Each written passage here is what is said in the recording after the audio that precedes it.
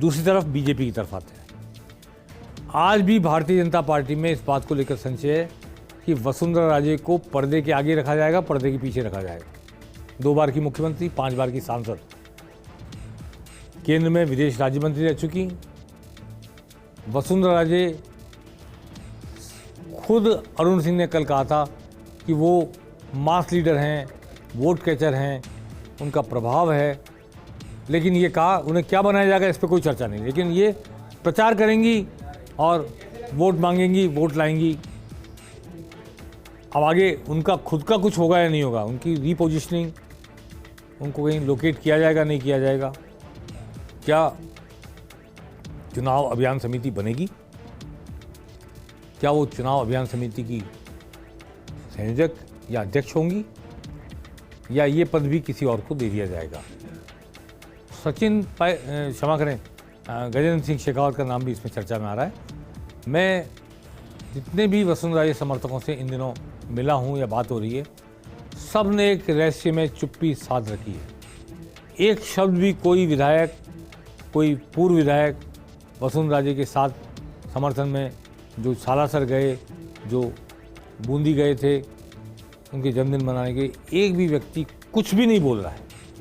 खुद वसुंधरा राजे दिल्ली में है, परिवार में उनकी एक सदस्य गंभीर रूप से बीमार है, इसमें भी कोई दो राय नहीं, लेकिन पॉलिटिकल एक्टिविज्म उनका दिख नहीं रहा है। कुछ हो रहा होगा लेकिन दिख नहीं रहा है।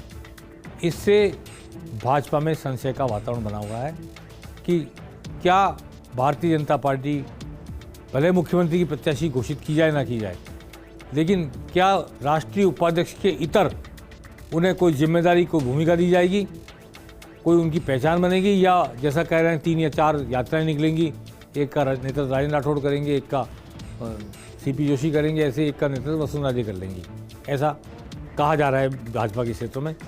क्या ऐसा करना, लीडरशिप को इस तरह 4 हिस्सों में डिवाइड करना वसुंधरा राजे को मंजूर होगा? मैं नहीं कह रहा कि पार्टी के लिए उचित है या अनुचित है, इस पर नहीं जा रहा। पार्टी का आला कमान स्पष्ट कह रहा है कि पार्टी चुनाव लड़ रही है, व्यक्ति चुनाव नहीं लड़ रहा। और व्यक्ति चुनाव लड़ेगा तो शीर्ष नेतृत्व चुनाव लड़ रहा है, नरेंद्र मोदी।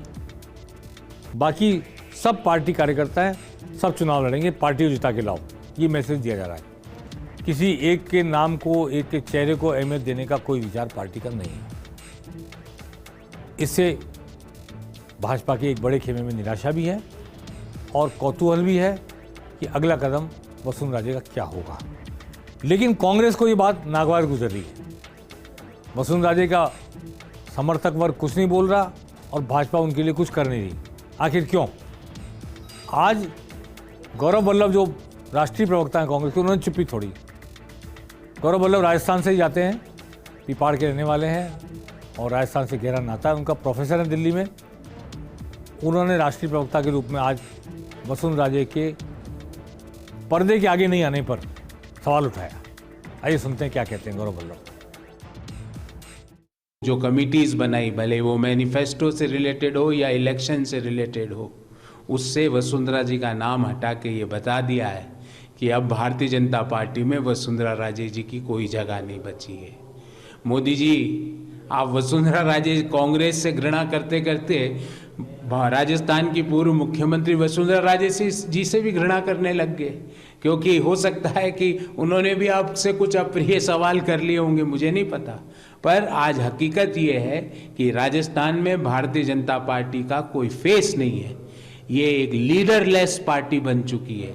ना नेता है राजस्थान की भाजपा के पास, ना तो नेता है, ना नीति है, ना नियत है। गौरव वल्लभ ने, अभी भाजपा के घर का मामला था लेकिन आक्रमण कर ही दिया और प्रधानमंत्री मोदी को आड़े हाथों लिया है वसुंधरा राजे का फेस आगे नहीं करने के लिए। अब भारतीय जनता पार्टी को तय करना है कि वो किसी चेहरे को आगे रखेगी नहीं रखेगी, अपने किस कार्यकर्ता को क्या जिम्मेदारी देगी, और उस जिम्मेदारी के प्रोस एंड कॉन्स बीजेपी को ही झेलने होंगे। अच्छा होगा तो, बुरा होगा तो। किसी भी एक्शन का पॉजिटिव नेगेटिव दोनों पहलू होते हैं। मैं समझता हूं कि भाजपा के आला कमान ने जो कुछ भी सोच रखा है, वेल थॉट कोई फैसला होगा और वो सामने आएगा। चुनाव की दृष्टि से जो बात हर राजस्थान के वोटर को मालूम है, क्या वो भारतीय जनता पार्टी के आलाकमान को पता नहीं है। इसलिए पार्टी को जिताने के लिए जो भी संभव उपाय होगा बीजेपी के आलाकमान करेगी, ऐसा मेरा मानना है। कब करेगी और क्या करेगी, ये सियासत के गलियारों में गूंज रहा है एक सवाल। इंतजार करेंगे इस सवाल का, क्या जवाब आता है, आता भी है कि नहीं आता है चुनाव तक।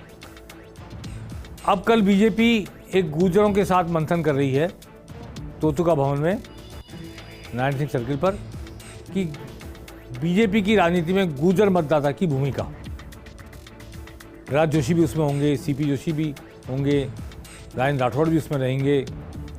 हाँ, वसुंधरा जी नहीं होंगी, नेचुरली वो दिल्ली में है, पर ये सारे नेता मिलकर के, विजय बैसला भी उसमें शामिल होंगे, कर्नल किरोड़ी सिंह बैसला के पुत्र, और ये मंथन करेंगे कि कैसे गुर्जर मतदाता को भारतीय जनता पार्टी के साथ जोड़ा जाए या जोड़े रखा जाए। अगर जुड़ा हुआ है तो जोड़े रखा जाए। खास तौर पे चुनौती इसलिए बड़ी हो गई है कि सचिन पायलट के बगावत के बाद से जो परिदृश्य बना था, तो बीजेपी का मानना था कि पायलट को चीफ मिनिस्टर नहीं बनाने की वजह से गुर्जर मतदाता बिदका हुआ है और वो बिना मांगे वोट देगा बीजेपी को। लेकिन सचिन पायलट कांग्रेस में सेटल हो गए। सेटल होने के साथ उनको शायद जो भी जगह गुर्जर बहुल इलाके उनमें टिकट का आश्वासन भी होगा और दिया भी जाएगा, क्योंकि उनको जिताने की जिम्मेदारी भी उनको दी जाएगी, क्योंकि सभी जातियों की सोशल इंजीनियरिंग कांग्रेस करेगी। सभी पार्टियां करती है, लेकिन कांग्रेस में खास तौर पर इस बात पर ध्यान दिया जाएगा सचिन पायलट को लेकर कि गुर्जर मतदाता पायलट की वजह से बिद के नहीं बल्कि पायलट की वजह से साथ आए। तो भाजपा के लिए एक चुनौती खड़ी होगी। भाजपा के लोग मान के चल रहे थे गुर्जर तो एन ब्लॉक बीजेपी के साथ आएगा। नई परिस्थिति में किरोड़ी सिंह बैसला के बेटे विजय बैसला क्या भूमिका निभा पाते हैं, जबकि धीरज गुर्जर भी कांग्रेस के साथ हैं, सचिन पायलट भी कांग्रेस में हैं, गुर्जर के कई नेता अशोक चांदना भी कांग्रेस में हैं। तो भाजपा गुर्जर समुदाय के वोटों को कितना अपनी तरफ मोड़ पाती है, ये एक चुनौती होगी। तो कल हम प्रतीक्षा करेंगे कि गुर्जर मंथन में बीजेपी के क्या निकल कर आता है। चलते चलते एक खबर आखिर में कि आम आदमी पार्टी अगले एक हफ्ते में अपनी पहली सूची जारी करने की तैयारी कर रही है। 20-22 तारीख के बीच में दिल्ली में मंथन होगा और 25 तारीख के पहले आम आदमी पार्टी की कोई सूची, पहली सूची आ सकती है, इसकी उम्मीद बंदी है। पेनल्टी कॉर्नर में आज बस इतना ही। नमस्कार।